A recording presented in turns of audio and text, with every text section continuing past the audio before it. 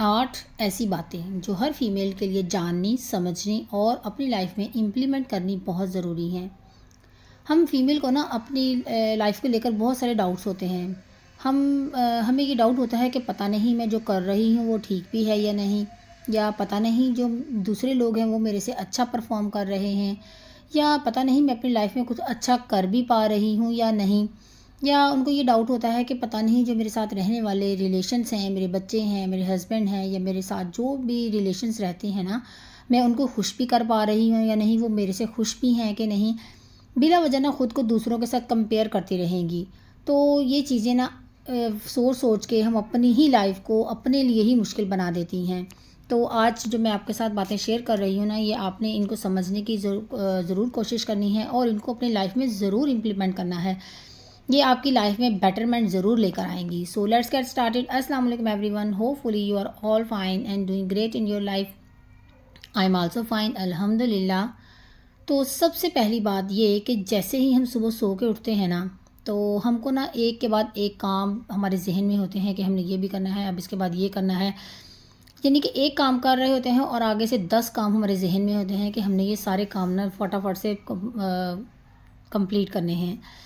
हमें ये लगता है कि मैं ये काम कर लूँ उसके बाद रेस्ट करूँगी, या थोड़ा सा काम और आगे कर लूँ इसके बाद मैं अपने लिए टाइम निकालूँगी, या बच्चे थोड़े बड़े हो जाए ना फिर मैं अपने लिए कुछ सोचूँगी। ऐसा करते करते ना हमारी जो लाइफ है, बल्कि पूरी लाइफ हमारी निकल जाती है। हमारी लाइफ की जो रिस्पॉन्सिबिलिटीज़ है ना, वो कभी भी ख़त्म नहीं होने वाली। बस हमारे रोल हमारी लाइफ में बदलते चले जाते हैं। पहले बीवी के रोल में हम अपनी ज़िम्मेदारियों को निभा रहे होते हैं, फिर माँ के रोल में आके ज़िम्मेदारियाँ निभाने लगते हैं, और ऐसे ही हमारे रोल ही सिर्फ बदलते जाते हैं, ज़िम्मेदारियाँ कभी कम नहीं होंगी। तो इसलिए आप इस बात को अपने जहन से निकाल दें कि मैं फ़ारिग होंगी तो अपने लिए टाइम निकालूंगी। दिन में हमेशा अपने लिए टाइम ज़रूर निकालें। जो भी काम करने हैं आपने उनको मैनेज करें, लेकिन अपने लिए टाइम ज़रूर निकालें। थोड़ा थोड़ा रेस्ट करें, उसके बाद अपने बाकी कामों को निपटाती जाएं। अपनी ज़िंदगी में अपने लिए सुकून ज़रूर लेकर आएँ। अपने आराम के लिए, अपनी सेल्फ़ केयर के लिए अपने लिए टाइम ज़रूर निकालें। तो इसलिए आज और अभी से अपनी लाइफ को एंजॉय करना शुरू कर दें, और वेट नहीं करना चाहिए किसी भी स्पेसिफ़िक टाइम का कि अपनी रिस्पॉन्सिबिलिटी मेरी ख़त्म होंगी तो मैं अपने लिए टाइम निकालूंगी, मैं अपनी सेल्फ़ केयर करूंगी, या मैं अपनी वेट पे काम करूंगी, या मैं अपनी ग्रूमिंग, यानी कि जो भी आप चाहती हैं ना अपने लिए, आप उसके लिए आज से ही टाइम निकालना शुरू करें। इसके बाद अगर कोई हम पे हाथ उठा रहा है ना, हमारे साथ फिज़िकल वायलेंस कर रहा है, तो वो कितना ही बोले कि वो हमसे प्यार कर रहा है, वो करता है, या वो कितना ही उसके बाद माफ़ी मांगे, चाहे वो आपके पैर ही पकड़ ले, लेकिन रियलिटी ये होती है कि वो इंसान आपसे प्यार करता ही नहीं है। क्योंकि अगर कोई आपसे रियलिटी में प्यार करता है ना, तो वो कभी भी किसी भी कीमत पर आपके ऊपर हाथ नहीं उठा सकता। तो इसलिए उनकी उसकी बातों में आने की बजाय अपनी एक बाउंड्रीज सेट करें और उन्हें बताएं कि मैं अपनी लाइफ में ये चीज़ मेरे लिए एक्सेप्टेबल नहीं है, और आइंदा अगर ऐसी आपने फ़िज़िकल वायलेंस की तो मैं बर्दाश्त नहीं करूँगी। अपनी बाउंड्रीज सेट करें, अपनी रिस्पेक्ट करवाना सीखें। खुद को दूसरों के आगे डिग्रेड मत करें, ये आपका राइट है। अपने राइट को अवेल करें। बिला वजह दूसरों के साथ जो है ना, कोई आपके साथ मिसबिहेव करता है तो उसको बर्दाश्त नहीं करते।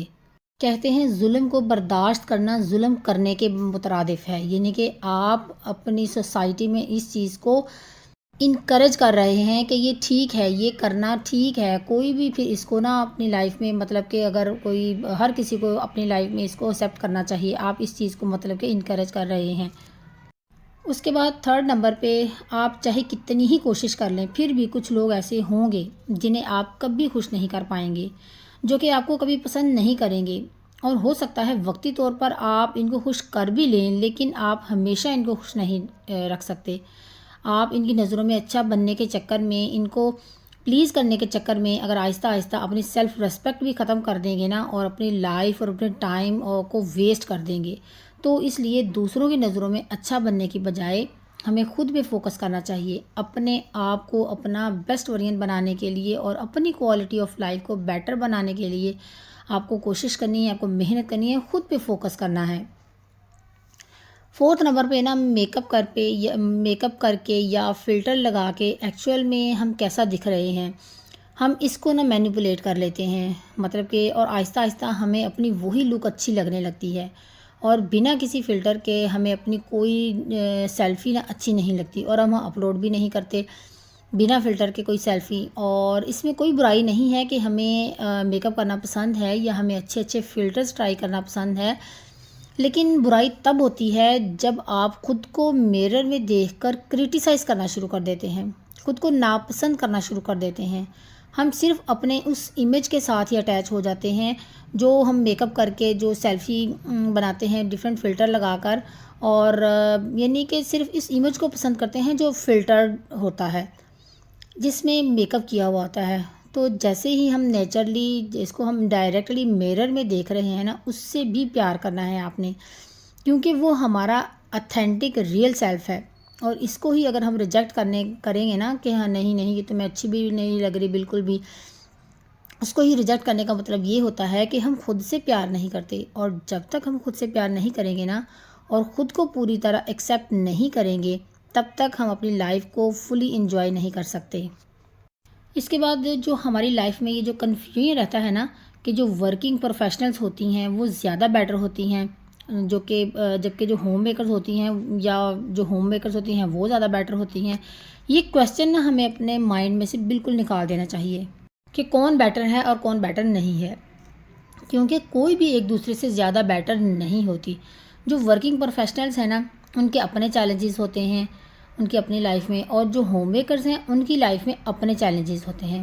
अगर आप शादी के बाद फुल रूटीन जॉब करेंगे ना, या फुल टाइम होम मेकर्स हैं या वर्क फ्रॉम होम करके देख लें, हर स्टेज में ना अपने अपने चैलेंजेस होते हैं। कोई भी रोल ऐसा नहीं होता कि जिसमें कोई चैलेंज नहीं होता। और आराम से हम सारा दिन मूवी देखें या सोते हुए गुजार दें, तो इसलिए हमें किसी को भी जज नहीं करना है, ना एक होम मेकर को जो कि एक मदर है वो ये जज करे कि जो ये वर्किंग वुमेन है उसको ये कहे कि देखो ये तो सारा दिन बाहर गुजार देती है, अपने बच्चे को तो ये देखती ही नहीं है, मैं देखो कितनी अच्छी हूँ, मैं तो अपनी पूरी लाइफ जो है ना मैंने अपने बच्चों के लिए डिवोट कर दी है। ना ही एक वर्किंग प्रोफेशनल को एक होम मेकर को देखकर ये जज करना चाहिए कि ये तो सारा दिन घर बैठी रहती है, ये तो बिल्कुल डंफ हो गई है।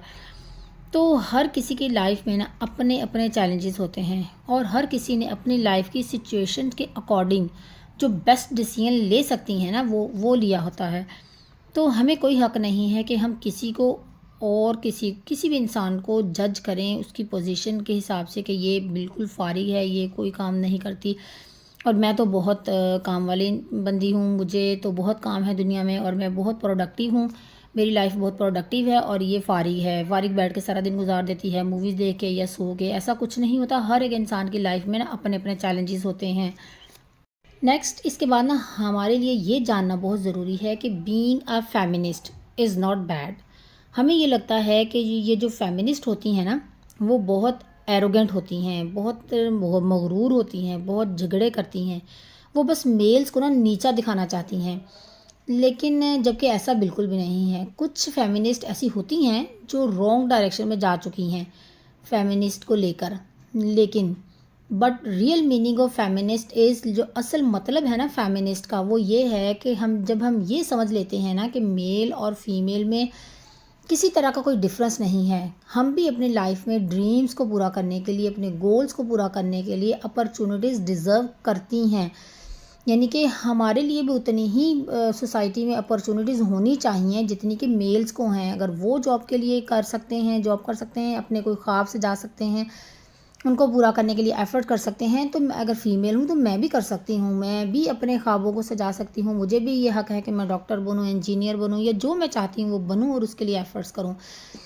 सपोर्ट डिज़र्व करती हैं सोसाइटी की फ़ीमेल्स भी। और जब हमें अपने राइट्स के लिए स्टैंड लेना पड़ता है या फिर किसी और फीमेल के साथ कुछ गलत हो रहा है तो हम उसके लिए स्टैंड ले रहे हैं, तो इसमें कोई बुराई नहीं होती, क्योंकि औरत एक औरत की दुश्मन बन जाती है। ये तो हर औरत ने अपनी लाइफ में ना कभी कहीं ना कहीं एक्सपीरियंस किया ही होगा।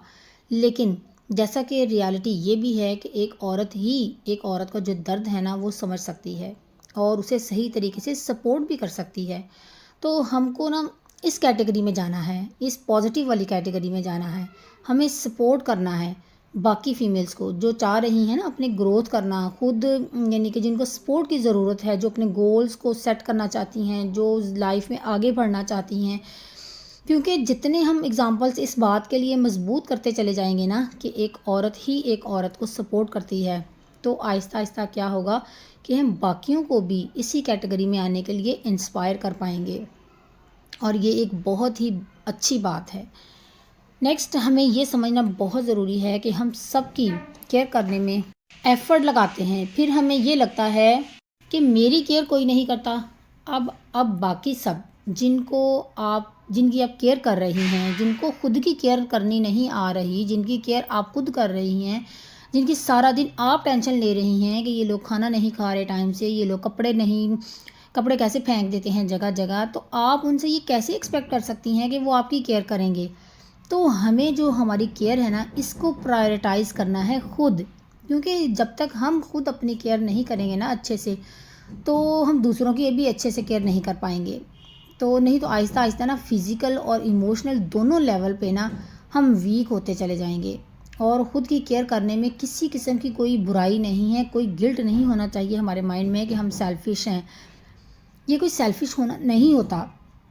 सेल्फ़िश होने का मतलब ये होता है कि दूसरों की परवाह ना की जाए और सिर्फ हम अपने आप से मतलब रखें। हमें बस खुद से प्यार हो, हम सिर्फ अपनी चीज़ों के बारे में ख्याल रखें और किसी और को खाते में ना लाएं और किसी की परवाह ना करें। खुद की केयर करेंगे आप तो आप दूसरों को भी इंस्पायर करेंगे कि देखो कैसे खुद की भी केयर की जा सकती है। अगर हम दूसरों की केयर कर सकते हैं तो हम अपनी भी कर सकते हैं, और फिर हम बाकियों को भी मोटिवेट कर सकते हैं कि बाकी भी ऐसे ही इंडिपेंडेंट बने। नेक्स्ट हमें ये जानना भी बहुत ज़रूरी है कि वैसे तो हमें बहुत सारी ना एड्स आती रहती हैं कि ये वाली लिपस्टिक ख़रीद लें, ये सन ब्लॉक ख़रीद लें, ये क्रीम ख़रीद लें और ये वाला फेस वॉश ख़रीद लें, तो चेंज कर दें अपनी लाइफ को, अपने लुक को चेंज कर दें, अपना बेस्ट वर्जन बन जाएं। लेकिन अगर हम अपना बेस्ट वर्जन बनना चाहते हैं ना, तो सिर्फ एक्सटर्नल लुक के ऊपर फोकस करने से कुछ नहीं होने वाला।